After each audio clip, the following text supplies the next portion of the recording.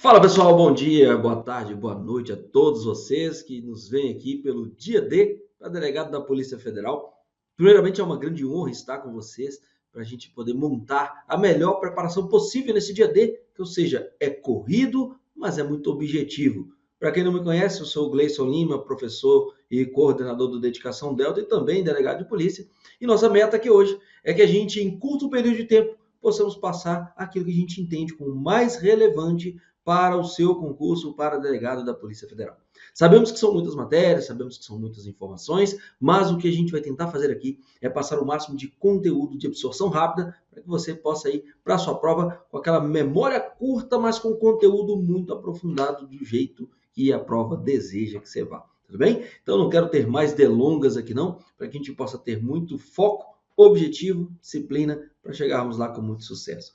Eu vou compartilhar minha tela com vocês aqui agora. Eu vou colocar aqui o nosso dia D para delegado da Polícia Federal. Para quem não me conhece aí, sou o Gleison Lima, né? Então, o nosso foco hoje aqui é trabalhar com legislação penal especial. Vou dar alguns pitacos aqui na matéria. Eu também sou professor de Direito Penal e aqui o nosso objetivo é a gente chegar lá com muito sucesso. Veja bem, meu povo, só para a gente situar aqui, é muito importante que vocês saibam que tipo de prova que vocês vão estar fazendo ali. Nós estamos falando de legislação penal especial que dentro do edital da Polícia Federal está dentro do tópico de direito penal. Ali nós estamos falando de provas objetivas, discursiva e também, num futuro aí próximo, uma prova oral, né? Mas, tratando de prova objetiva, sabemos que é o estilo SEBRASP, certo e errado, são 120 questões. E ali mesmo contexto, né? Nós estamos falando de, na parte da tarde, 3 questões dissertativas, valendo 4 pontos cada uma, além de uma peça prático-profissionais para delegado de polícia, com o valor de 12 pontos. Ou seja, esta parte discursiva tem o somatório total de 24 pontos. Tudo bem? Então vamos lá para as disciplinas, para as matérias, aquilo que é importante. Vamos lá, começando, meu povo. Uma lei extremamente relevante que vocês precisam trabalhar e está no radar é justamente a lei de drogas. Traz para mim que eu quero falar uma coisa para vocês, meu povo. Tá na correria, quer pensar rápido? Então vamos lembrar do artigo 28 da Lei de Drogas, que trata especificamente de posse ou porte de drogas para consumo pessoal.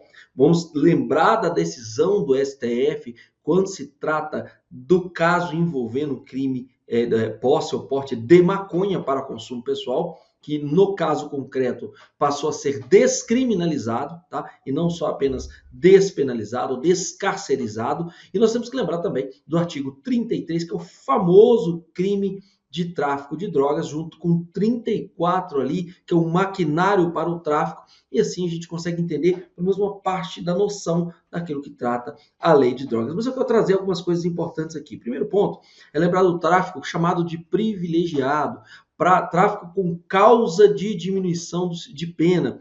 O sujeito é primário, de bons antecedentes, não se dedica à atividade criminosa e não integra a organização criminosa, ele pode ter uma redução de pena que pode chegar a 2/3. Imagine, meu povo, que a pena do tráfico de drogas, pena mínima é de 5 anos.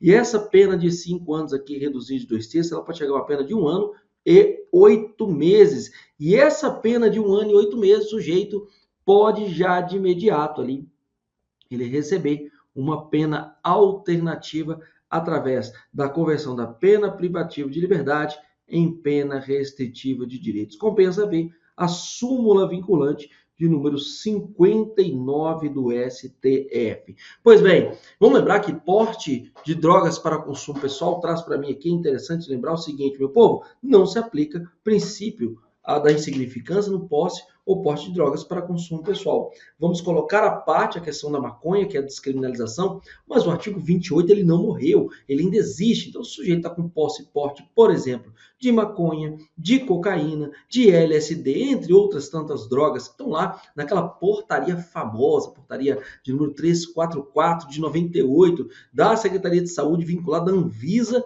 nós temos ali a lista, o rol de substâncias que vão ser consideradas como substâncias entorpecentes e drogas afins. Portanto, nós temos que lembrar aqui que continua sendo válido o artigo 28 e não se aplica, obviamente, o princípio da insignificância para casos de posse ou porte de drogas para consumo pessoal. Muito pelo contrário, não poderia aplicar o princípio da insignificância, porque tem que ser insignificante mesmo para que a gente fale de drogas para consumo pessoal. Quando a gente está falando ali também do TCO/TCIP, né, que aqui a gente está dizendo sobre a aplicação da Lei 9.099 de 95 no âmbito federal, a Lei 10.215, né, que trata de juizados especiais criminais. Mas o que interessa para vocês é lembrar da maconha. Quando falamos de posse ou porte de maconha para consumo pessoal, na visão do STF, né, que hoje em dia é referendado bem fortemente pelo STF ali, nós temos ali a quantidade, ou vai ser até 40 gramas ou até 6 plantas fêmea, ó, PF, hein, para cannabis sativa, né, para maconha. Tudo bem? Então vamos lá. Vamos lembrar de inquérito policial para réu preso e réu solto dentro da lei de drogas é 30 dias e também temos 90 dias com possibilidade de serem duplicados. Sobre destruição de drogas, a plantação, etc e tal, eu quero que vocês caiam para mim. Vem cá, são 3 hipóteses, eu vou passar rapidamente os slides sobre o que trata das hipóteses, mas é para vocês memorizarem, meu povo. São 3 situações distintas. Imagine você, o delegado da Polícia Federal, chegou numa grande plantação de maconha. E ali, você vai fazer o quê? Eu vou esperar e pedir um juiz para que eu possa passar um trator ali, incinerar essa droga, fazer o que for necessário, queimá-la ali? Não, eu não preciso pedir autorização para o juiz, até porque se eu deixar aquela droga dormir ali, a possibilidade no outro dia ela não estar mais lá é muito grande. Então, para evitar esse tipo de situação, a lei também foi inteligente nesse ponto. Então, de acordo com o artigo 32 da Lei de Drogas, será possível que sim, que o delegado de polícia, a autoridade policial, ele possa fazer a queimada dessa droga que estiver ali plantada em determinado local, obviamente guardando aquela quantidade necessária para que seja feita aí o exame pericial e até mesmo guardada a contraprova, tudo bem? Mas também nós temos uma segunda hipótese. Imagine que foram encontradas drogas, por exemplo, embaladas, mas num terreno baldio, um lugar vago ali. Não tem ninguém para ser preso naquele momento. Ou seja, essa droga que foi apreendida, ela poderá ser incinerada? Sim. Qual é o prazo? 30 dias. Aí dá uma corrida de olho lá depois no artigo 50A da nossa Lei 11.343 de 2006, que é a Lei de Drogas, para vocês verem que é possível sim que o delegado de polícia promova a incineração em 30 dias, até porque não tem em tese alguém para apontar como sujeito do crime e não teve flagrante ali naquele momento, tá? É principalmente por não haver um flagrante ali. Agora, quando temos um flagrante, a situação muda um pouquinho. Imagine, no momento de um cumprimento de um mandado de busca e apreensão, já vai ter aquele toquezinho rápido ali, né? O professor de direito penal e também de peça prática já fica se coçando para falar de algumas coisas, mas quiserem ver sobre busca e apreensão, corre o olho no artigo 240 e seguintes do CPP, principalmente para sua peça prática profissional. Mas vamos lá, para frente mais um pouquinho. Diante desse cenário que foi apresentado aqui, vocês têm que pensar o seguinte: se for cumprido o mandado de busca e apreensão e lá dentro foi descoberta droga e mais pessoas que foram presas em virtude disso, aí o delegado de polícia vai comunicar ao juiz e o juiz vai ter 10 dias para verificar a regularidade daquela apreensão e o delegado de polícia, após autorizado, terá 15 dias para incinerar essa droga. Então, viram? Nós temos a possibilidade da plantação de drogas, beleza, vai fazer a queimada, observada questões ambientais, não a vigilância. Beleza. No segundo momento, encontrou a droga, não tem autoria, não tem flagrante, poderá fazer a incineração até 30 dias. E, no terceiro hipótese, quando tem flagrante delito. Isso é interessante saber? Muito interessante saber. Não deixem de entender, meu povo, que a Polícia Federal trabalha com alguns pontos que são ligados, por exemplo, à incineração de drogas. É uma das atribuições dela pela própria Constituição Federal, prevenir e reprimir o tráfico ilícito de entorpecentes e drogas afins. Então, vamos ficar bem espertinho com coisas nesse sentido. Vamos lá. E agora a gente pode falar sobre a infiltração de agentes de polícia e também de não autuação policial. Meu povo, quando a gente fala de infiltração de agentes de polícia, temos que lembrar, dá uma corrida de olho lá no artigo 53 da Lei de Drogas, que está lá a previsão de possibilidade, como técnica de investigação, de se fazer a infiltração de agentes de polícia. Mas não tem ali uma regulamentação. Quiserem uma regulamentação, dá uma corrida de olho na Lei 12.850 de 2013, que vai ficar bem tranquilo de você avaliar essa situação lá e saber que ali que tem de fato uma regulamentação na lei de organização criminosa. Não há atuação policial, meu povo. Pode acontecer de, eventualmente, para prender mais pessoas, para apreender mais quantidade de drogas, que seja necessário uma não atuação policial, ou seja, que a polícia não atue naquele exato momento em que ela está vendo, talvez, a circunstância da ocorrência de um crime, para que isso seja mais frutífero. Isso depende de autorização judicial, diferente de comunicação judicial, tá bom? Vamos lá. Lembremos uma situação bem interessante que vem no informativo de número 835 do STJ, que tratou da majorante de uso de arma de fogo e a questão do Estatuto do Desarmamento. Traz para mim que eu vou conversar com vocês. Meu povo, é o seguinte, existe uma majorante do crime previsto na lei de drogas, em que se esse tráfico de drogas, por exemplo, estiver sendo cometido por uma pessoa que está se valendo dessa arma de fogo para intimidar, para realmente utilizar-se disso para o seu crime de tráfico de drogas, nós temos uma causa de aumento de pena. Só que tem que ter conexão, tem que ter finalidade com essa situação do tráfico de drogas. Do contrário, a pessoa vai responder pelo tráfico de drogas sem a ocorrência da majorante, junto, ou seja, em concurso de crimes, com o crime de porte ou posse ilegal de arma de fogo. Beleza? Lá da lei 10.826 do ano de 2003. Então, fica ligado nessa possibilidade aí para que a gente não dê nenhum tipo de mole, tudo bem? Vamos lá. Mais um ponto interessante é trabalhar com a questão da mula, tá? Isso aqui também é julgado importantíssimo. A mula, que é aquela pessoa que transporta a droga, que carrega a droga, por si só não comprova que integra a organização criminosa. Qual é o resultado disso? Que uma mula, ela pode ter, sim, uma possibilidade de estar dentro de um tráfico privilegiado, portanto, um tráfico com causa de diminuição de pena, conforme a gente falou um pouquinho mais acima, tudo bem? Vamos avançar mais um pouquinho aqui, vamos lembrar do crime de tráfico de drogas, gente. Crime de tráfico de drogas, só no 33 nós temos nada menos do que 18 verbos. Isso é muita coisa. Qual que é o resultado dessa informação que eu dou para vocês aqui? Olha, qualquer verbo que a pessoa cometa ali no crime de tráfico de drogas vai ser suficiente para a consumação do delito. Isso está na jurisprudência em tese de número 131 do STJ, que vai lá trazer aquele resumo dos principais julgados referentes a uma determinada temática, neste caso a temática envolvendo o crime de drogas, tá? Ligado a drogas. Para configurar o crime de tráfico de drogas do 33, ou seja, é desnecessária a aferição do grau de pureza da substância apreendida. Isso por quê? Porque não está na lei. Não está escrito na lei que precisa saber da pureza, precisa saber se é droga. Se ela é melhor, se ela é pior, etc. Isso aí, para essa finalidade, para saber se é ou não tráfico de drogas, não tem nenhum sentido, tudo bem? Vamos lá. Não se reconhece a existência de bis in idem na aplicação da causa de aumento da transnacionalidade, que é uma causa de aumento do 41 da lei de drogas, prever condutas, quando está previsto condutas de importar e exportar. Isso por quê? O que ficou a defesa falando? Olha, no artigo 33, caput, nós temos a conduta de importar e exportar.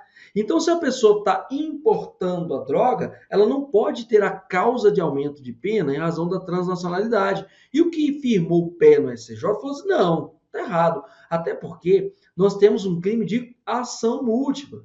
Então, o sujeito que está importando, por exemplo, ou exportando essa droga, ele não está deixando de transportar essa droga. Então, nessa situação, ou também outros verbos que a gente pode estar falando, até mesmo trazer consigo. Então, o importar, ele vai ser o plus. Então, a pessoa que traz consigo uma droga, mas ele está importando, ele vai incorrer na causa de aumento de pena da transnacionalidade desse delito. Mas não vamos parar por aqui. Nós vamos ver que, de acordo com a jurisprudência em tese número 17, ela nos conta que o agente que atua diretamente na traficância e que também financiou, custeia a aquisição de drogas, ele responde pelo crime do 33 com a causa de aumento. Isso aqui eu já vou explicar, tá? Afastando a conduta específica do 36. Já a jurisprudência em tese número 30, por isso que eu coloquei aqui bem recuadinho, significa que quem financia ou custeia o tráfico de drogas, esse financiamento é delito autônomo, e aí, por isso, essa pessoa somente fornece os recursos para a prática do crime. São duas situações diferentes aqui, meu povo. Primeiro ponto é o sujeito que trafica droga e faz o alto investimento no seu próprio negócio ali de natureza ilícita, né? Esse sujeito que faz esse financiamento do próprio negócio de tráfico de drogas, ele incorre no crime de tráfico de drogas do artigo 33, com essa causa de aumento de pena do financiamento que está lá no 40. Tudo bem? Agora, se o sujeito é como se fosse um investidor no negócio de tráfico de drogas, esse aí que sem colocar a mão na droga, ele não quer saber disso, você quer colocar o dinheiro lá e ver o que vai render, né? Esse sujeito entra no crime de financiamento para o tráfico de drogas, que é lá do artigo 36, e foi isso que nos disse, portanto, esses dois julgados lidos, esses dois jurisprudências em tese, lidas de uma maneira conjunta, tudo bem? Então dá uma memorizada depois do artigo 33, caput, coincidência do 47, ou do artigo 36 ali, de uma maneira autônoma. Vamos lembrar que é possível a aplicação do princípio da consunção entre os crimes do 33 e 34, quando tem existência ali de contextos que estão dentro da mesma existência da situação. O que nós queremos dizer com isso? Meu povo, vamos lá. Imagine que um sujeito é pego em determinado local, no momento em que ele estava com uma quantidade X de maconha, tá? Embalada, e ele pegou uma prensa para maconha, para embalar essa maconha, pega a balança para ligar essa maconha, tem um caderno de anotação sobre essa balança, sobre essa maconha, está tudo ali envolvido no mesmo negócio. Posso falar de uma consunção entre os crimes do 33, que refere-se ao tráfico de drogas, e o maquinário para o tráfico, que é o 34? Sim, temos uma natureza ali conjunta desses atos. Agora, quando fica analisado que nós temos contextos autônomos, nós podemos falar, sim, que existe um concurso de crimes. Tudo bem? Então, vamos para a próxima. Mais jurisprudência em tese, para a gente avançar e finalizar o tráfico, a lei de drogas. Vamos lembrar que é inviável a aplicação da causa especial de diminuição de pena, ou seja, o tal do tráfico privilegiado, quando eu tenho condenação do agente, tanto pelo tráfico quanto para associação para o tráfico. Tá? Porque sujeito, se ele está também sendo condenado por associação para o tráfico, é porque ele minimamente se dedica à atividade criminosa, o que inviabiliza a aplicação, portanto, do tráfico na modalidade chamada de privilegiada, que de fato é uma causa especial de diminuição de pena. Tudo bem? Aqui é só para falar daquele julgado em que tratou da mula. A mula pode ser considerada uma pessoa que integra a organização criminosa? Pode, mas pode ser que não seja considerada uma pessoa que integra a organização criminosa? Obviamente que sim. Vamos lembrar também que para caracterizar a associação para o tráfico é necessário o quê? Estabilidade e permanência. Muito importante isso aqui, só para a gente lembrar. 35 da lei de drogas, 2 ou mais pessoas, tá? ORCRIM, 4 ou mais pessoas,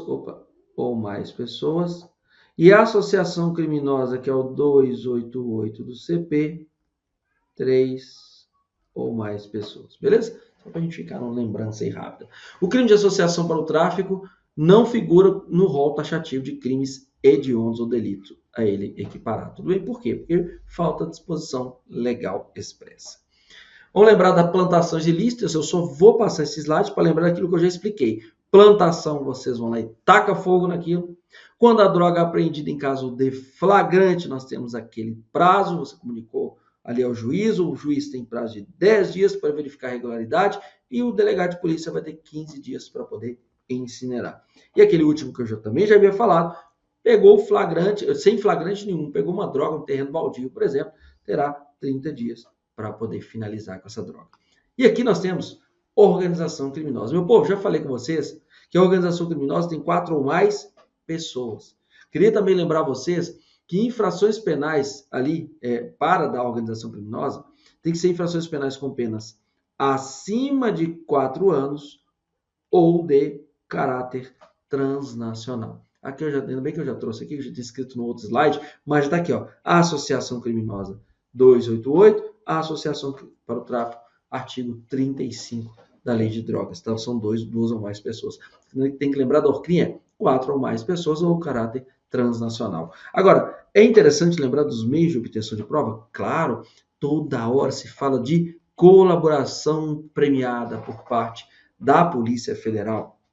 Vários tipos de prêmios, inclusive redução de pena, pode eventualmente até nem ter a denúncia contra o sujeito, enfim, são várias as possibilidades aí que a colaboração premiada poderá dar para aquele que resolve colaborar com a justiça. Nós temos a tal da captação ambiental, depois dê uma olhadinha importantíssima na Lei 9296 de 96, que trata da interceptação telefônica e também da interceptação ambiental, IA, todo mundo até assusta às vezes, né?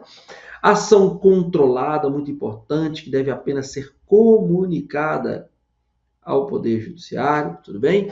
A interceptação telefônica, que também está no 9296, é uma técnica de investigação, meio de obtenção de prova, e a infiltração por agentes policiais, e nessa lei 12.850 ela está bem esmiuçada, tá? Vamos lembrar que, de acordo com o informativo de número 810 do STJ, nós temos ali uma possibilidade, embora seja um julgado, tá? Não é uma jurisprudência consolidada, mas é um julgado da possibilidade de espelhamento do WhatsApp Web, tá?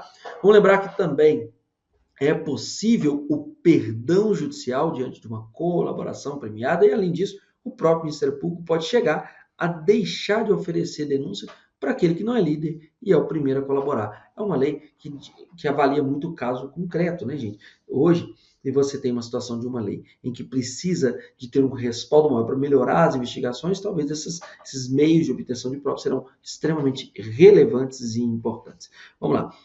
A colaboração, quando acontece após a sentença, ela é uma causa de redução de pena. Não quero parar por aqui, porque eu quero lembrar alguns pontos da legislação. Vou lembrar que alguns pontos nós falamos de tanto de colaboração premiada em algumas situações, que essencialmente na 12.850, quanto na delação premiada, né, gente? Delação premiada tem em várias leis. Mas vamos lembrar que a Lei de Crimes Hediondos trata do assunto, a Lei de Crimes contra o Sistema Financeiro, que cai para vocês também, está no assunto, a Lei contra os Crimes contra a Ordem Tributária, Econômica e Relações Financeiras, Relações de Consumo, que está no edital de vocês também, pode cair. E então nós estamos falando de delação premiada aqui. Só um detalhezinho aqui, não se esqueça que aqui nessa lei nós temos crimes de corrupção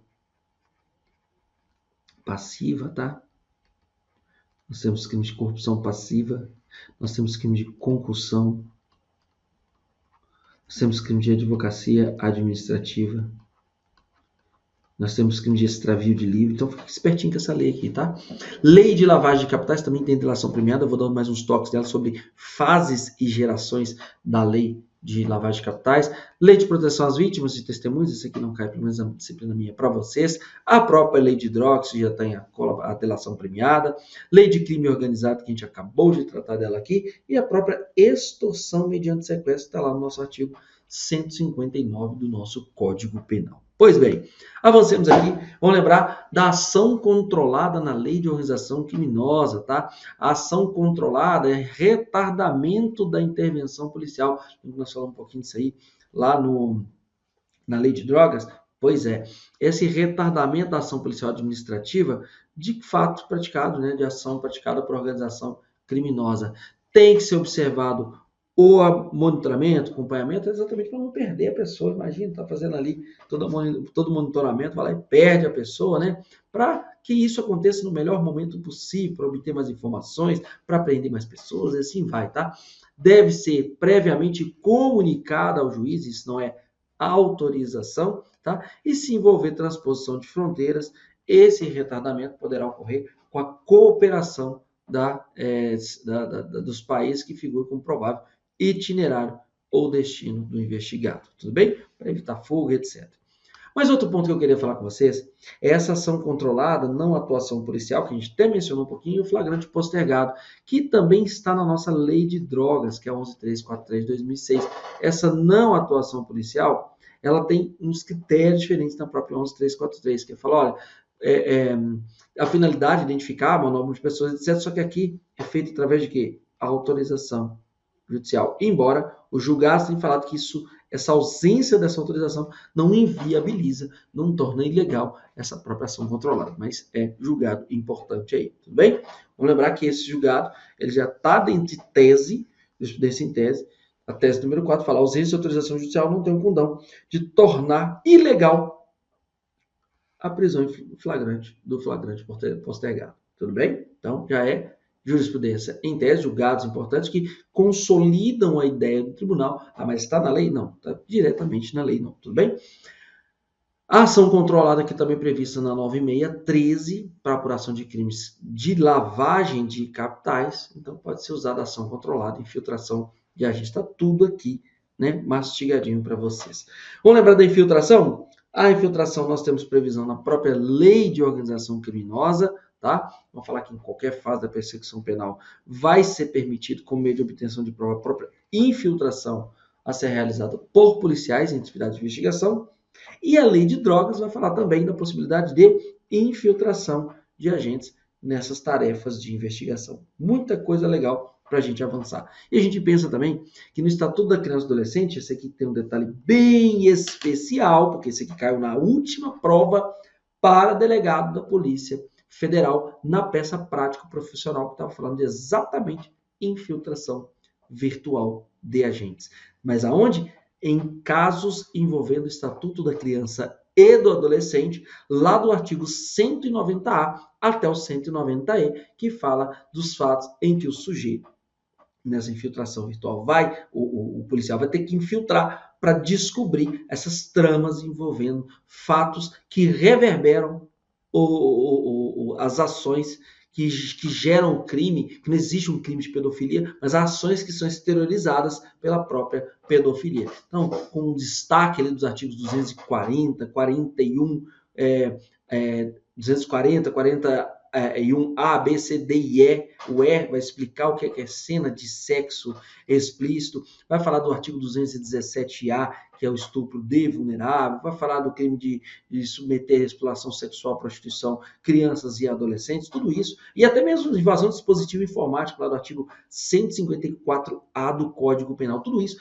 permite essa infiltração virtual de agentes e a previsão em lei própria, porque muita gente caiu do cavalo na época achando que estava indo para a lei de organização criminosa e não, tinha que ir lá diretamente no ECA para mostrar que era a situação diretamente envolvendo o Estatuto da Criança e Adolescente, tudo bem? Então, fiquem espertos com esses crimes aqui e tudo mais. Aqui está falando de corrupção de menores, que tem diferença, tá, gente? Corrupção de menores do Código Penal, que é o 218, com a corrupção de menores do ECA, que não é essa situação aqui, que é o 244B. Então, fiquem espertinhos que esses casos vão permitir que se faça infiltração virtual de agentes. E, por fim, vou lembrar dessa infiltração da lei de lavagem de capitais, que vai permitir, pela própria lei de lavagem, que essa infiltração ela aconteça, tá bom?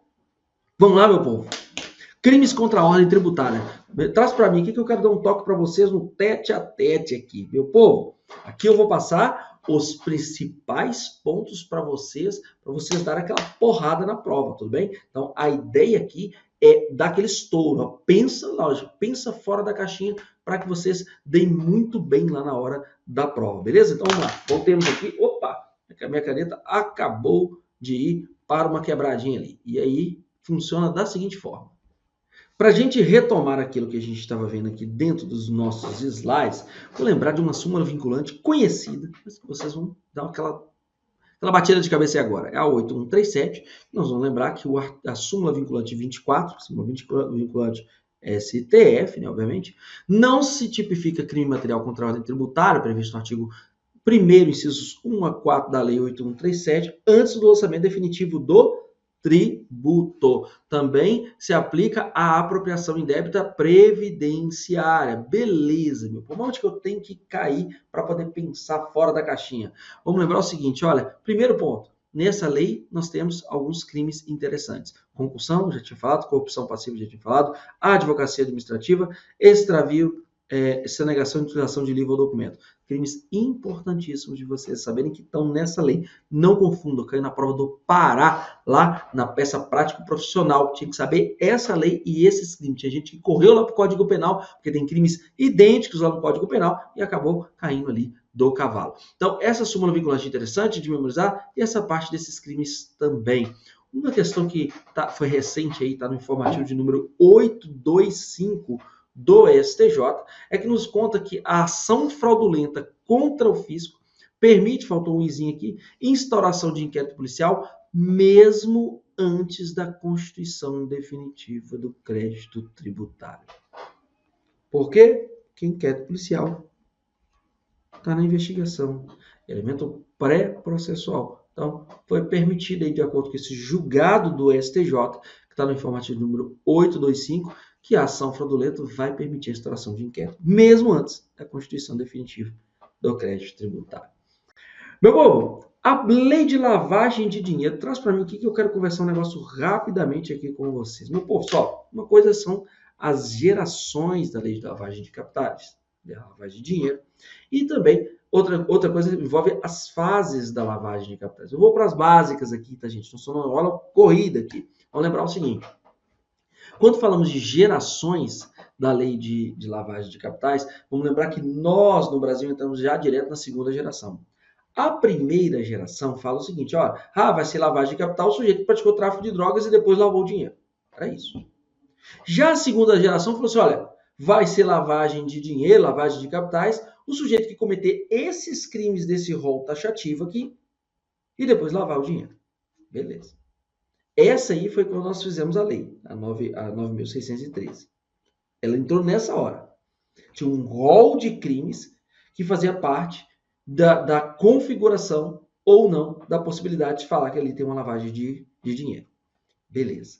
E aí nós agora estamos na nossa terceira geração, que é justamente aquela que vem em 2012 com alteração legislativa, e falou o seguinte, olha, qualquer infração penal antecedente vai ser suficiente para que o sujeito que depois faça a lavagem de capitais, que ele seja incriminado pela 963 de 98.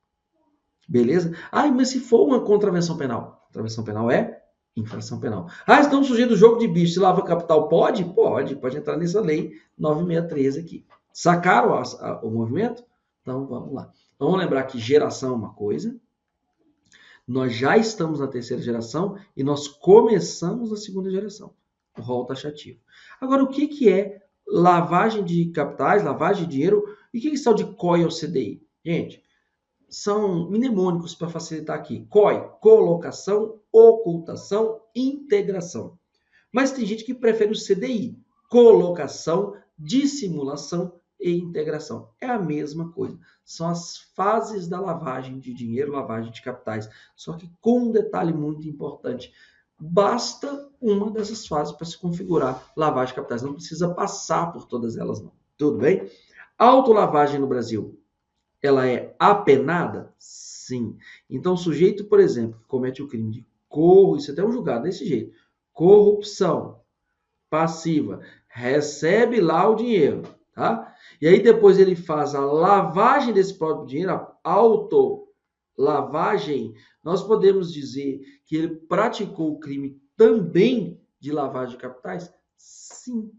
Tudo bem? Sim. Então, autolavagem no Brasil é possível? É. E se inexistiu o crime antecedente? Vamos lembrar que a lavagem de capitais é um crime parasitário. Se não existe o crime antecedente, a lavagem de capitais é fato atípico. Corrida de olho no informativo 805 do STJ. Tá? Já falei das gerações da lavagem de capitais, então só memorizar aqui primeira, segunda e terceira, tudo bem? E já falei também das fases da lavagem de capitais, primeira fase, segunda fase e a terceira fase. Beleza? Autolavagem é possível, e aí eu trouxe aqui a jurisprudência em tese de número 166, na tese de número 7, que vai tratar especificamente dessa situação da autolavagem que é possível no Brasil. Gente, crimes hediondos. Crimes hediondos eu vou dar uma passada de olho para que vocês possam memorizar os principais aspectos aqui, tá? Vamos lembrar que lesão gravíssima e seguida de morte. No caso do artigo 129, parágrafo 12 do Código Penal, que é o crime de lesão corporal cometido contra o pessoal das forças de segurança, o pessoal das Forças Armadas, Força Nacional ou cônjuge, companheiro, parente consanguíneo até o terceiro grau. Tá? Esse caso aqui, se a lesão corporal for gravíssima ou seguida de morte, inclusive com uma recente alteração legislativa que vai colocar dispositivo específico para o pessoal do Poder Judiciário, pelos procuradores, etc. Nós estamos falando aqui, nesse caso específico, porque eu estou trabalhando com segurança pública, que essa lesão ela vai ser crime hediondo se for gravíssima ou se for seguida de morte. tá? Então, ela vai ter uma causa de aumento de pena bastando ser uma lesão leve, mas só vai ser crime hediondo se essa lesão for gravíssima ou seguida de morte.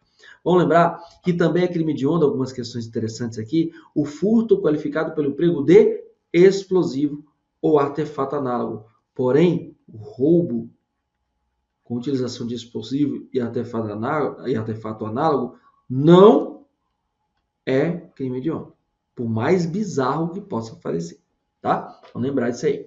Alguns crimes do Estatuto dos Armamentos são hediondos. Vamos lembrar de comércio ilegal de arma de fogo, não entra acessório à munição. Vamos lembrar de tráfico internacional de arma de fogo, acessório ou munição, aqui entra todos. E vamos lembrar de posse ou porte de arma de fogo de uso proibido, tá? Restrito não. Vamos lembrar que os crimes do Código Penal Militar, que guardam identidade com os crimes da Lei de Crimes Hediondos, também são considerados crimes hediondos. Tudo bem? Vamos lá. Induzimento, instigação, auxílio ao suicídio ou automutilação por meio de rede de computadores, rede social ou transmitidos em tempo real. Isso aqui também é um crime considerado hediondo, tá? Vamos lembrar que o sequestro ou cárcere privado contra a pessoa menor de 18 é considerado crime hediondo, assim como o tráfico de pessoas cometidos contra criança e adolescente. E aqui também nós temos novidades recentes da lei, que vai falar dos crimes do Estatuto da Criança e do Adolescente, artigo 240, parágrafo 1º e 241. Poderia ter incluído outros aqui, até com pena maior, mas só quiseram esses, considerando esses como efetivamente crimes hediondos. Vamos lembrar também que essa lesão corporal gravíssima ou seguida de morte contra o pessoal da segurança pública, parente consanguíneo, lembrar consanguíneo, tá, gente? Isso aqui é importante. Não sendo consanguíneo, não entra, tá? Até o 3º grau. Nesse caso aqui, vamos lembrar que não entra lesão grave, assediando, entra gravíssima e entra a seguida de morte. Meu povo, algumas novidades que foram introduzidas, eu já até mencionei ali atrás, mas memorizem isso aqui, porque como é uma coisa que vem em 2024, pode ser que o examinador goste. Ou seja, para essas situações aqui, nós estamos falando de situações que vão ser consideradas crimes hediondos, tá? Já mencionei eles ali atrás, mas dá uma memorizada, dá uma corrida de olho, que é importante porque o examinador gosta muito de coisas recentes, tá? Crimes resultantes de preconceito de raça ou de cor. Meu povo, quando a gente falava de uma injúria preconceituosa, que envolvia religião, pessoa idosa, pessoa com deficiência, mas também entrava raça, cor, etnia, procedência nacional. Tudo bem? Esses três aqui, ficaram e permanecem no artigo 140, parágrafo 3º do Código Penal. Porém, quando eu vou falar de injúria racial, que envolver raça, cor, etnia, procedência nacional, beleza? Neste caso, nós estamos falando da Lei 7716 de 89. E muda muita coisa. Aqui, ó, 140 parágrafo 3º, mediante representação. Quando a gente fala de dentro da lei do racismo, além dele ser inafiançável, imprescritível, é um crime de ação penal pública incondicionada. Tudo bem? Então, por isso que aqui é representação e aqui é ação penal pública incondicionada. A injúria racial está na 7716, incondicionada, inafiançável e imprescritível. A injúria preconceituosa, questão de religião, pessoa idosa, pessoa com deficiência, ele está previsto no artigo 140, é um crime de ação penal pública condicionada à representação. Muda completamente a cantiga, tudo bem? E o racismo social, meu povo, de acordo com o entendimento do STF, quando se pratica homofobia e transfobia, nós estamos falando da possibilidade, sim, de reconhecer essas figuras como uma espécie do racismo social. Ou seja, é uma espécie de racismo, só que na modalidade de racismo social. Tá certo? Nesse caso aqui, nós vamos aplicar a 7716 de 89. Depois dá uma corrida de olho, que é interessante, tá? Lá no informativo de número 814. Avancemos? Vamos lá. Meu povo, aqui eu só trouxe uma comparação, a antiga previsão do 140, parágrafo 3º, e fiz a atual previsão do 140, parágrafo 3º, que aí fala religião, pessoa idosa, pessoa com deficiência e a ação penal respectiva. Aqui a gente mata a cobra, né? E mostra o pau. Vamos lá. Homofobia e transfobia como espécie racial social. Aqui eu trouxe a ação direta de inconstitucionalidade por omissão, tá? Esse julgado do STF, que é muito interessante. Então, é entender o seguinte, tem que aplicar 7716, e aí existe uma crítica, a doutrina fala que houve uma usurpação de competência do Congresso Nacional, o STF falou, não, eu estou no exercício de interpretação de textos legais à frente da Constituição, mas o mais importante é saber que homofobia e transfobia são espécies do racismo, na modalidade racismo social, tá bom? Fechou, meu povo? Aqui é para fechar com chave de ouro sobre formas contemporâneas de racismo e compensa a lei. Agora, o interessante é lembrar que o homicídio doloso praticado por razão de homofobia e transfobia já é considerado naturalmente qualificado pelo motivo torpe. Lá do 121, parágrafo 2º, 1, primeira parte do Código Penal, tá? Crimes de tortura. Vamos lembrar que nós temos uma modalidade bem interessante chamada de tortura por omissão. Isso aqui é mais ou menos uma quebra da exceção, quebra da teoria monista, que tem exceção pluralista, né? Nesse caso aqui, nós estamos falando de uma situação em que o sujeito, ao invés de responder exatamente pelo crime que ele se omitiu via omissão imprópria, ele tem um crime específico da própria tortura por omissão. Então, fique esperto neste crime de tortura por omissão, que está lá na 9455, tudo bem? Vamos lá. Nós temos causas de aumento de pena nos crimes de tortura e é bom memorizar. Sempre pensa aqui nessa parte de pessoas mais vulneráveis. Olha que interessante. Se você pensar, cometido por agente público, beleza, foi cometido por ele, vai aumentar a pena. Mas também contra criança, gestante, portador de deficiência, adolescente, maior de 60, mediante sequestro. Tá? Tirando mediante sequestro e tirando agente público, o resto são pessoas mais vulneráveis. Menor de idade, maior de 60 anos, né? Idade maior de 60 anos, gestante, portador de deficiência. E aí você vai ter um aumento de pena. Só lembrando que há uma crítica em relação à lei de tortura, porque, via de regra, a lei de tortura é cometida por agente público, que não é o caso do Brasil, por isso conhecida muitas vezes como o crime jabuticaba, que se dá por aqui. O efeito automático da condenação é automático, tá, gente? Ó, beleza? Foi condenado, perdeu. Perda do cargo, função, emprego público, interdição para exercício pelo dobro do prazo da pena aplicada. Tá? Esse efeito automático. Crimes ambientais, vamos lembrar de algumas coisas interessantes. Punição da pessoa jurídica e teoria da dupla imputação. Traz para mim aqui, meu povo. Antigamente, para se punir pessoa jurídica, a pessoa física está sendo punida também, para a questão de crimes ambientais. Hoje não tem mais isso, tá? Hoje não tem mais essa conversa. A pessoa jurídica pode ser punida, ainda que eu não consiga punir a pessoa física em casos envolvendo crimes ambientais. Obviamente que eu não vou colocar a pessoa jurídica atrás das grades, né, gente? Mas eu vou ter as penas específicas dela lá do artigo 23 da Lei 9.605 de 97. Mas uma coisa interessante aqui, que vai trazer dessa lei também, que é o seguinte, se quer alguma coisa, está muito em voga hoje a questão de animais, né? Então, animais, especialmente domésticos, cães e gatos. Maus tratos contra cães e gatos é um crime que tem pena de 2 a 5 anos. Tem previsão no artigo 32 da Lei 9.605, lá no seu parágrafo 2º. Então, deixa eu dar uma corridinha de olho lá quando for preciso, para ver que ali tem uma situação que a pena de 2 a 5 anos é uma pena interessante. Porque como ela é uma pena, que a pena mínima não é igual ou menor que 1 ano, não é menor que 1 ano, não vai caber o quê? Suspensão condicional do processo. Como é uma pena que ultrapassa 4 anos, não cabe o quê? Fiança por parte do delegado. Tá? Vamos lá. Pichação é um crime também ambiental, tá? Tá lá previsto no artigo 65, aqui você vai dar o artigo 32, aqui vai dar uma olhadinha no artigo 65, tá? Interessante. E lembrar que a poluição é um dos crimes que estão previstos ali no 9.605, eu falei 97, 98, né, gente? E a poluição dispensa prova pericial. Isso é um informativo interessante do STJ, de número 833, tá? Mais um pouquinho, vou lembrar de crimes de abuso de autoridade, meu povo, finalidade específica. Eu preciso, para que haja crime de abuso de autoridade, é necessário finalidade específica.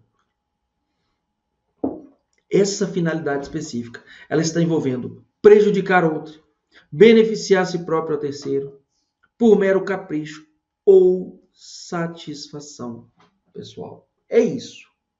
É isso. Abuso de autoridade tem que ter algum desses casos. Não são todos, tá, gente? Qualquer um deles. Prejudicar outro, beneficiar a si mesmo ou a terceiro, por mero capricho, por satisfação pessoal. Não teve esse, não vai dar crime de abuso de autoridade por falta de finalidade específica, tá? Não existe crime de hermenêutica, que é crime de interpretação, tá? Embora alguns queiram enfiar esse crime de hermenêutica, alguns que interpretam ali, principalmente delegados de polícia, mas não existe crime de hermenêutica no Brasil. E tem efeito da condenação, sim, essa indenização é mediante requerimento do ofendido, diferentemente ali do Código de Processo Penal, porque não precisa de requerimento do ofendido.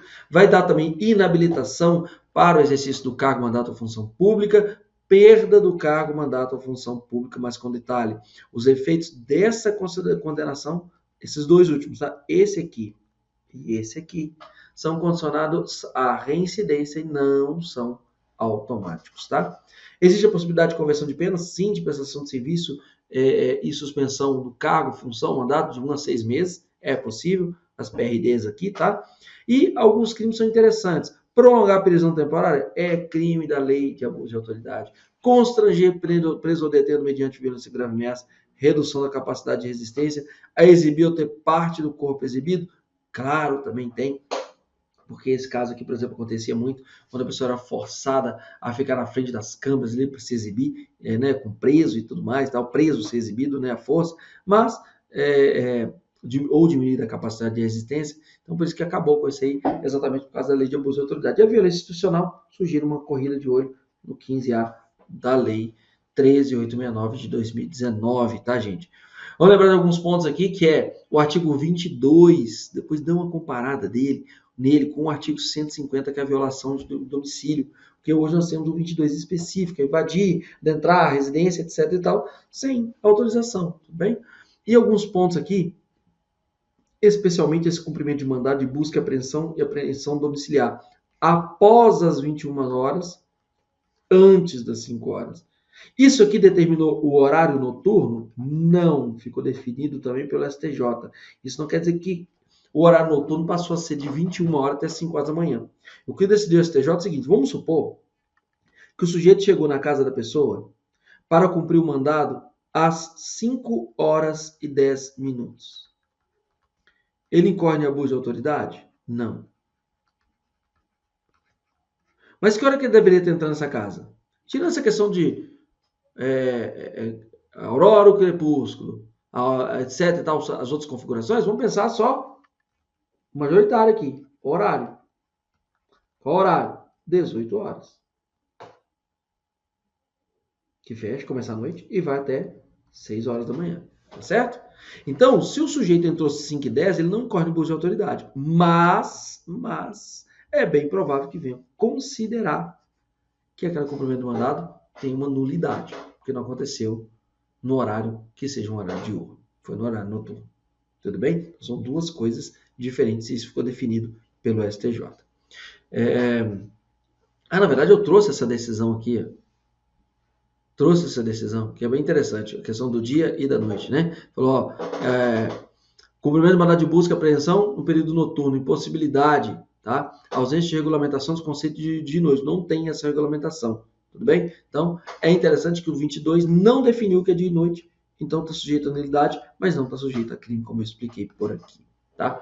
Meu povo, Estatuto do Desarmamento, vamos lembrar, porte de arma de fogo para o pessoal do 142, Forças Armadas, 144, agentes operacionais da BIM, mas o mais interessante é pensar na Guarda Municipal. Todos podem usar armas? Sim, desde que esteja atendendo o regulamento. Antigamente tinha lá, essa cidade tinha até 50 mil, se tem 50 mil, 500 mil, se é capital, se não é capital. Não, agora acabou tudo. Até porque qual que foi a decisão? Às vezes você tem uma cidade que tem menos população, mas que é mais violenta. Uma cidade com mais população pode ser eventualmente menos violenta, depende da urbanização, depende do local, de tudo. Então, não pode ser definido pela quantidade de população. Tá certo? É uma norma penal em branco heterogênea, que o complemento dela está em outra norma de outro poder. Esse caso é um outro poder executivo federal através de decreto, tá?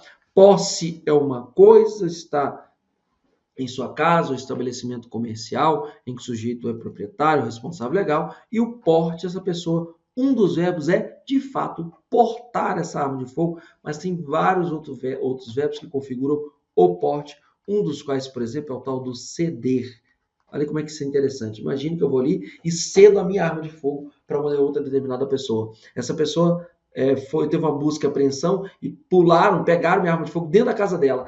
Essa outra pessoa vai responder por posse ilegal de arma de fogo, porque aquela arma de fogo é minha, e eu vou responder por porte ilegal de arma de fogo, porque eu cedi aquela arma para alguém, ou emprestei, ou o que for ali, tudo bem? Então, veja a diferença entre posse e porte. Permitido, restrito e proibido. Isso é definido em decreto próprio, tá? Então, vamos lembrar disso aí. E a súmula aqui, a 668, estava falando de crime hediondo, mas ela cai um pouquinho tudo por terra, porque hoje o único crime de posse ou porte de arma de fogo que é hediondo é o posse ou porte de arma de fogo de uso proibido.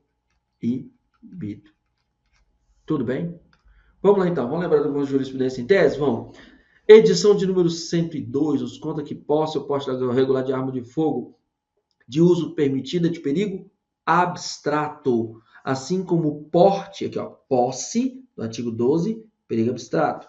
Porte, artigo 14, também perigo abstrato, tá? Basta a mera conduta ali que vai dar, de fato, a existência do crime, tá bom? Vai provar que tem potencialidade, bobagem, tá? O artigo 14, norma penal em branco, já tinha falado, né? Existe complementação, tem que saber o que é arma de fogo de uso permitido, restrito, proibido, etc e tal.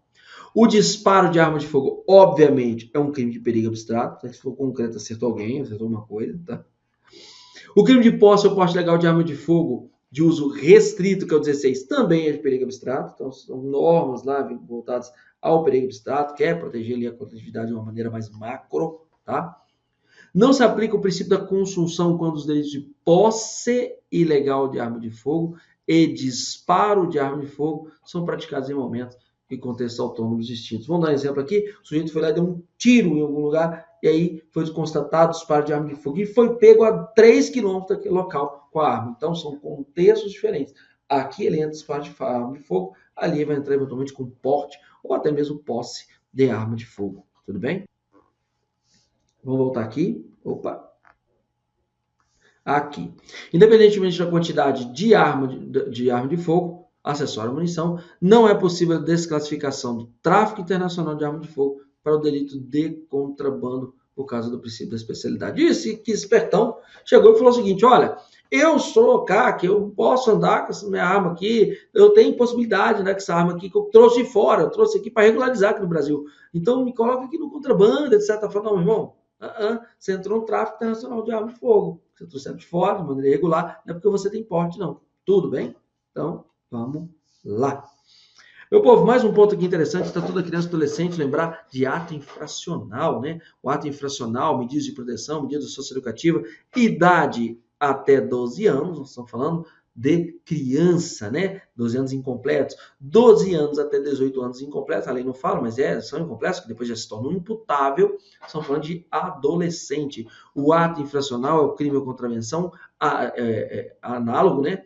São fatos análogos a crimes ou contravenções que vão virar atos infracionais, são cometidos por esses menores de idade, crianças ou adolescentes, sendo que crianças estão sujeitos a medidas de proteção, adolescentes a medidas de proteção e também a medidas socioeducativas. Vamos lembrar que flagrante de ato infracional, tá? O que a gente chama de AAFAI, auto de apreensão de adolescente em flagrante de ato infracional, somente em caso de violência ou grave ameaça à pessoa. Tá? Pode ter até internação em outros casos ali, reiteração, etc. e tal, mas existem outras situações lá. Não sendo essa situação, o menino foi preso ali, foi apreendido, né? Nunca a palavra preso, foi apreendido em flagrante de ato infracional, mas não é caso envolvendo violência ou grave ameaça ali. Aí o que se faz é um BOC, que é um boletim de ocorrência circunstanciado. Já falei da infiltração de agentes, aqui só para reiterar, caiu no último concurso, peça prática profissional para delegado de polícia federal. Então, fique esperto com isso aqui. Corrupção de menores do ECA, é um dispositivo do 244P, que é o fato de, cometi um crime acompanhado de um adolescente. Tá? O sujeito vai responder pelo crime que ele cometeu, mas também o crime de corrupção de menores. Tá? E do Código Penal é diferente, é o crime do artigo 218, que é corrupção de menores, é induzir menor de 14 anos a satisfazer a lascívia de outro. É outro tipo penal, tá? Tem um novo tipo penal que chegou aí, né, que é o 244C, pai, mãe responsável que deixe de comunicar desaparecimento de crianças ou adolescente, é mais um crime do ECA. Vamos lembrar que é importante estudar no ECA os crimes do 228 ao 244, mas com muito mais importância para vocês aí, 240, 240 e... Opa, repete o zero não, né? 1 e o 241A até o 241D. Beleza? Pedofilia, então, tá nesse pacote. Já estava aqui embaixo, gente. Às vezes eu dou uma vacilada aqui, né? Há crimes ligados à pedofilia no Código Penal. Estupro de vulnerável, por exemplo. Corrupção de menores. Também tem outros. Exploração sexual de crianças e adolescentes e tal. E a corrupção de menores, 244B e o Código Penal, aqui, como já havia explicado. Meu povo, a interceptação das comunicações telefônicas. Vamos lembrar que a interceptação telefônica é última ratio. Somente quando não tiver mais recurso, vou fazer ela. Indícios razoáveis de autoria e participação. Crime punido com reclusão. 15 dias com possibilidade de várias renovações. A cada 15 dias, obviamente. Isso é para interceptação. Já a captação ambiental também é a última ratio. Isso aqui já fala, ao invés de indícios razoáveis de autoria e participação, já fala elementos probatórios razoáveis de autoria e participação em crime com pena máxima superior a 4 anos ou infrações penais conexas. Mudamos, já não é mais reclusão. Prazo também de 15 dias. Renovação pode acontecer? Pode, mas não de maneira reiterada como acontece na interceptação. Vai poder ser reiterada? Pode, eventualmente, desde que seja atividade criminal permanente, habitual ou continuada. Tudo bem? Então vamos lá. Aqui é um julgado que eu trouxe das possibilidades de sucessivas renovações da interceptação telefônica, já está bem batidinho, né? E um ponto importante é trazer algumas teses relevantes tratando de interceptação, que é possível a técnica da fundamentação pré-relacional, ou seja, vamos supor que foi feito um relatório, muito bem feito aí, da PF, sobre determinado tipo de fato envolvendo a própria polícia, a própria interceptação telefônica. E o juiz, para falar que ele vai prorrogar, ele se baseia nesse relatório da PF. Pode. Isso é fundamentação pré-relacional, está em outro documento, tá? É possível a determinação de interceptação telefônica com base em denúncia anônima? Sim, desde que corroborada com outros elementos que falam da necessidade dessa medida. É desnecessária a prática de perícia e identificação de voz? Sim, a não ser que tenha uma dúvida plausível, mas não precisa fazer perícia e identificação de voz. É necessária a degravação de diálogo da interceptação na integralidade? Não, né? Isso que a gente chama de degravação temática, não precisa de ser integral, tudo bonitinho, tudo, cada palavra, tá? Pode ser um ponto ou outro. Em razão da ausência de previsão, é desnecessário que a degravação seja feita por perito oficial. Pode ser investigador de polícia? Pode. Pode ser um técnico? Pode. Tá? Juizados especiais criminais. Vamos lembrar das medidas despenalizadoras. É um direito penal de segunda velocidade. Transação penal. Suspensão sursi, né? Processual. Composição de danos civis. Tudo isso são medidas despenalizadoras, o que revelam o direito penal de segunda velocidade. Reduz um pouquinho as garantias, mas ao mesmo tempo dá muitos benefícios, tá? Então, nós temos aqui sursi penal e processual penal, depois dá uma olhadinha em sursi penal, artigo 77 do Código Penal. Vamos lembrar da lesão corporal de natureza leve, Maria da Penha, que Maria da Penha não com foco em vocês, porque não cai. Vamos lembrar da lesão corporal de natureza leve, tá? Se ela é de natureza leve, precisa de representação por força do artigo 88 da Lei 9.099. Vamos lembrar da lesão corporal culposa e o Código de Trânsito, só que o Código de Trânsito, vou lembrar da culposa do Código Penal, porque do Código de Trânsito não cai para vocês, na lesão corporal da natureza culposa também preciso de representação. Tá? E não aplicação no âmbito da Justiça Militar. Não posso aplicar 9.099 no âmbito da Justiça Militar porque a própria lei, seu artigo 90A, veda. Meu povo, jurisprudência em tese, vão lembrar de uns pontos interessantes. Na hipótese de apuração de delitos de menor potencial ofensivo, deve-se considerar a soma das penas máximas em abstrato em concurso material ou as exparações em crime continuado, crime formal, para verificar se a pena é superior ou não a 2 anos. Então, se eu tenho um crime, 2 crimes, 3 crimes foram praticados ali em concurso material, concurso formal, crime continuado, eu tenho que avaliar todas essas condições para ver se é fato, se se junta ali, vai ultrapassar 2 anos. Se ultrapassou 2 anos, já não é mais da esfera do juizado especial criminal. Tudo bem? TCO, termo circunstanciado, não é exclusivo. Não é procedimento investigativo, portanto, não é exclusivo da própria polícia, não é. Nem a polícia mesmo está com a exclusividade dos procedimentos investigativos. Então, como ele não é, inclusive, a própria PM, a própria PRF, tá? Todos eles podem lavrar, por exemplo, termo circunstanciado. O Estatuto da Pessoa Idosa, que também cai para você, só lembrar, idade igual ou superior a 60 anos, tem prioridade especial para quem tem 80. Posso aplicar a lei de juizado especial, mesmo que a pena tenha até 4 anos, mas isso aqui é só para dar celeridade, não é para aplicar os institutos. Então tem um crime com pena de 2, acima de 2, acima de 2 anos e vai até 4 anos. Esse crime eu posso usar a celeridade da Lei 9.099 para julgar um caso envolvendo uma situação em que a pessoa idosa é vítima. Eu posso fazer isso. O que eu não posso fazer é usar os institutos disciplinadores para quando essa pena for maior do que 2 e até 4 anos, porque senão daria um benefício. Na verdade, só se quer celeridade, tá? A aplicação dos institutos se a pena for de até 2 anos. A apropriação indébita específica do artigo 102 do Estatuto da Pessoa Idosa. Omissão de socorro específico do Estatuto da Pessoa Idosa, artigo 97.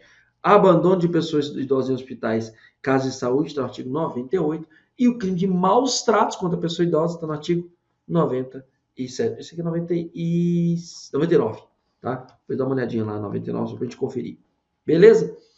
E específico, tá, gente? Então, se cair alguma coisa assim, tem que vir lá aqui no Estatuto da Pessoa Idosa. Não é Estatuto do Idoso mais não, tá? Estatuto da Pessoa Idosa. Meu povo, eu sei que chegando no meu limite de tempo aqui, mas eu quero só passar a emendazinha, que eu vou deixar esse material para vocês, para que vocês possam ver os julgados que eu considero como dos principais, assim, que podem estar aí rondando a prova de vocês, tá? Bem rapidamente aqui, para não delongar, vamos lembrar o seguinte: princípio da significância e crime contra a ordem tributária. Sabemos que incide princípio da significância quando o limite é de 20 mil reais. O mais interessante é lembrar o seguinte: pode aplicar isso aqui para as esferas estaduais e municipais? Pode, desde que tenha regulamentação específica sobre o assunto, tá? A súmula vinculante número 24, já comentamos ela quando falamos da lei 8137 de 90.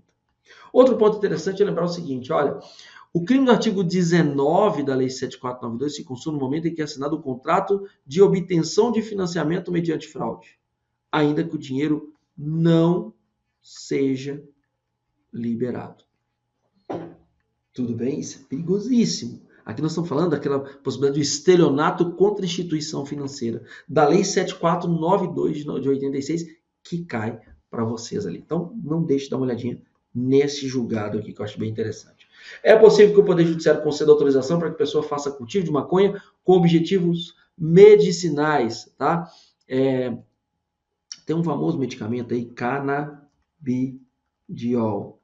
Tá? É possível para usar isso aqui, por questão de epilepsia, etc? Sim, é extremamente possível. Então, o canabidiol é uma possibilidade ali de que a pessoa possa cultivar maconha para objetivo medicinal, tá? Para poder importar como semente, etc. E tal, tá? Mas tem que pedir autorização. Causa de aumento de pena do não existe efetiva transposição de fronteira. Duas súmulas bem interessantes. Dá uma olhadinha na 587, tá? E na súmula de número 607. Tudo bem? Então, aqui nós estamos falando para a incidência da majorante, é desnecessária que se transponha as fronteiras. O cara está no ônibus, vai ultrapassar a fronteira interestadual para um outro estado ali, mas ainda não ultrapassou, mas está na mesma estrada ali, vai incidir a causa de pena de acordo com a súmula 587 do STJ e de acordo com a súmula 607, o tráfico transnacional, bastando falar que a pessoa ia para outro lugar que seria transnacional e mostrando ali o itinerário ali vai ser suficiente para a pessoa ser condenada pelo crime, com aumento de pena. A semi-imputabilidade não afasta o tráfico de drogas seu caráter hediondo, tal como a forma privilegiada. Essa pessoa, ela praticou tráfico privilegiado, tráfico, e ela era semi-imputável. A semi-imputabilidade, de acordo com o artigo 46 da Lei de Drogas, ela é uma causa de redução de pena. Então, a pessoa falou assim, tá, já que uma causa de redução de pena também, eu poderia entender que isso aqui incide, uma forma privilegiada do crime, porque a pessoa era semi-imputável, e sendo uma forma privilegiada, vai fazer com que esse crime não seja considerado hediondo. Porque se você for dar uma olhada no artigo 112, parágrafo 5º, lá da Lei de Execução Penal, não vai ser considerado hediondo se ele for um crime privilegiado. Só que o STJ falou, não, filho. O fato de você ser semi-imputável, eu já estou te dando uma moral aqui, que a lei fala, que é diminuir a pena sua. Tá? Mas daí, não considerar seu crime como hediondo, não tem previsão. É isso que falou. Pequena quantidade de maconha para uso pessoal, esse aqui eu já falei com vocês, então não vou delongar, mas eu trouxe a decisão aqui. E um detalhe muito importante dessa decisão, tá, gente? É maconha, 40 gramas ou 6 plantas fêmeas, mas o delegado de polícia pode decidir de maneira contrária. Ele pode entender que, de acordo com o caso concreto, aquilo ali se tratava de tráfico de drogas. E a pessoa responder pelo crime de tráfico de drogas, mesmo que caiu com 20 gramas. 20 gramas de dinheiro trocado no bolso numa biqueira. 20 gramas de maconha. Tá com cara de tráfico isso aqui. Tá? Então, para porte ou posse legal para uso pessoal, tem que ter suas características específicas. Pois bem, aí nós vamos avançar aqui, vamos lembrar que essa aqui é a decisão, tá, gente? Inquérito e ações penais em curso não servem para impedir reconhecimento de tráfico privilegiado. Então, a pessoa está com inquérito, está com ação penal em curso. Pode sim aplicar ainda, mesmo com isso, 33, parágrafo 4º. Cuidado! Nós falamos hoje que tráfico mais associação para o tráfico não permite o reconhecimento disso aqui. Por quê? Porque se a pessoa está associada ao tráfico, ela não pode estar atuando como tráfico privilegiado. Porque quais são as características do tráfico privilegiado? Primário, bons antecedentes, não se dedica a atividade criminosa e não integra organização criminosa. Outro ponto interessante é lembrar que somente após a Lei 11.106, fornecimento de bebida alcoólica para criança e adolescente passou a ser crime do 243 do ECA. Tá isso na súmula 669 do STJ. O crime previsto no artigo 1º, inciso 7º do Decreto-Lei 201, lá dos crimes de responsabilidade, perfectibiliza quando há uma clara intenção de descumprir prazos para a prestação de contas. Aqui tem que ter um dolo bem evidenciado para que se configure este crime chamado de crime de responsabilidade.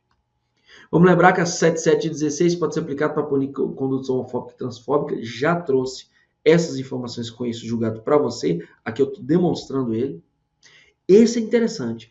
Portar granada de gás lacrimogêneo ou de pimenta não configura crime com o Estatuto de Desarmamento. Conduta de portar granada de gás lacrimogêneo ou gás de pimenta não se amolda, não se subsume ao delito do 16 do Estatuto de Desarmamento, porque não se enquadra no conceito de artefato explosivo. Não estou conversando de outros assuntos aqui.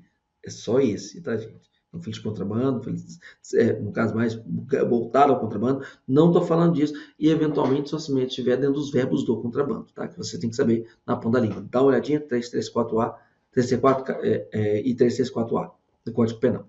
Possibilidade de configuração no artigo 240 e 241, mesmo que as vítimas estejam vestidas. Inclusive, cuidado, tem modalidade de estupro virtual também, tá, gente? Então, aqui é para a proteção máxima de dignidade da criança e adolescente.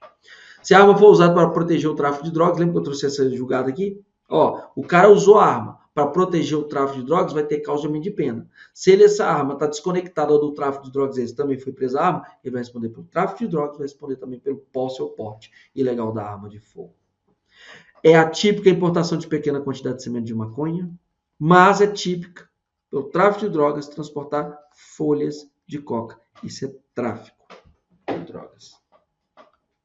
Vamos lembrar que o princípio da intranscendência também se aplica à pessoa jurídica, ou seja, esse caso é interessante, se uma empresa A, que responde pelo que é condenada por um crime ambiental, ela é incorporada pela empresa B, ou é fundida ali, pode ser também, mas vamos colocar incorporada pela empresa B. Será que essa pena dessa empresa A, e não havendo fraude, ela vai passar para essa empresa B que a incorporou? Não. Por quê? Porque tem transcendência das penas também para a pessoa jurídica. Então, essa empresa A, ela acaba morrendo no momento que ela é incorporada pela empresa B. Quando ela morre, nós damos extinção de punibilidade 107.1 do nosso Código Penal, tudo bem? Então, beleza? Esse é mais um dos julgados. E está no penúltimo julgado, a extinção da punibilidade pelo pagamento integral de débito, mesmo após o trânsito em julgado. Então, a extinção de punibilidade pelo pagamento integral de débito, mesmo após o trânsito em julgado. É possível? Sim, sim. Então, crimes tributários, gente, pagou, acabou. Beleza? E por fim, na autolavagem não ocorre a conjunção entre a corrupção passiva e a lavagem de dinheiro. Lembra quando eu falei de lavagem de dinheiro? E eu falei da possibilidade de autolavagem? Pois é. Dá uma olhadinha depois nessa emendazinha, nesse resumozinho desse julgado. Meu povo, desejo não apenas uma excelente prova para vocês, desejo uma magnífica prova para vocês.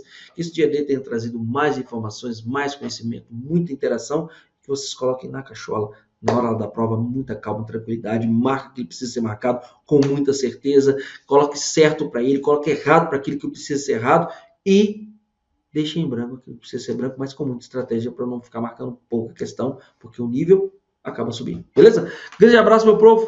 Com certeza a gente se vê em alguma das etapas desse concurso e em outros. Até mais. Valeu!